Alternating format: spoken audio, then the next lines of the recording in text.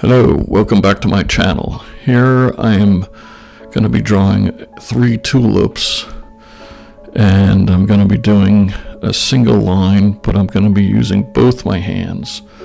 So as you can see, the first tulip is going to be with my left hand as I draw it, and there's a little bit of details. I'm just going to skip right through it, and it's going to be a kind of a little slow here, and so yeah, I'll speed it up.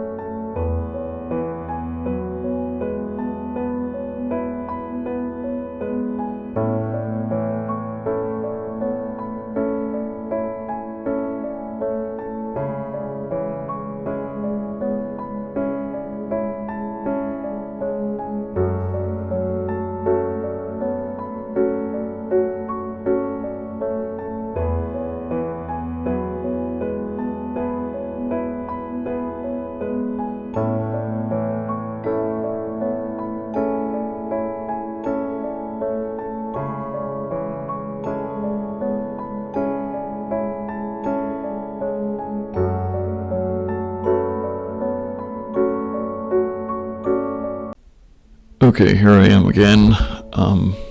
Now I'm going to draw with my right hand.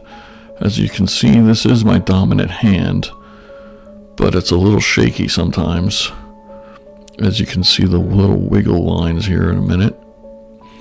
And there goes craziness. So keeping the pen on the paper and just drawing a few little lines here that give some kind of contrast or some kind of feeling that it's an actual flower, not just a big pointed cup. So here I'm just going with the flow of the lines, the petals, the stem, and slowly going up and getting a leaf here. So then I'll cut this off and we'll wait until the next flower. Have fun watching.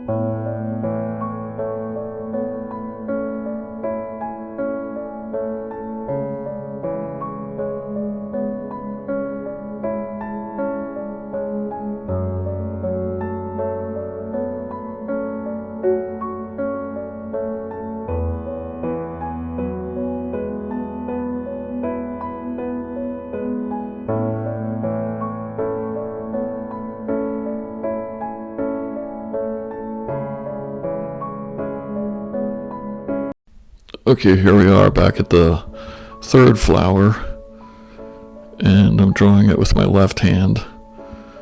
Since my right hand had a little bit of some spaz out moments, I'm going to go with the left hand for this last flower, tulip. And as you can see, I'm just doing the same thing I did for the last 2 other flowers, giving a little bit of detail, not much. I don't want to make it too scratchy looking. So as I keep drawing this one, I'm going to go into the watercolors and next. So these 3 flowers are just regular tulips that are laying on a table, and with the photo that I drew from. The bottom is the bulbs, so it's kind of like the flower grew and someone pulled the bulbs out and laid them on a table. So this is kind of an easier drawing.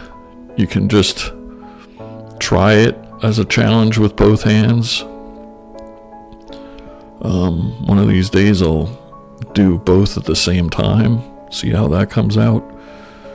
So let's get right into the rest of the drawing here, and I'll come back when the watercolor starts.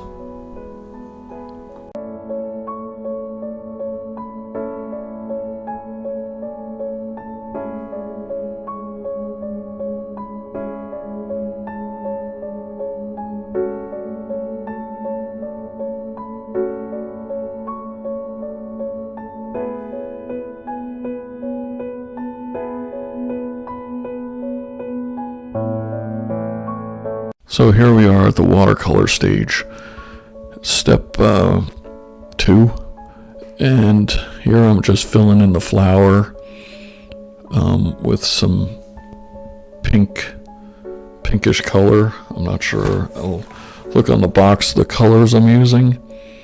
Rose permanent. So rose permanent color I'm filling in here with light. So light in the background and gradually build the paint up.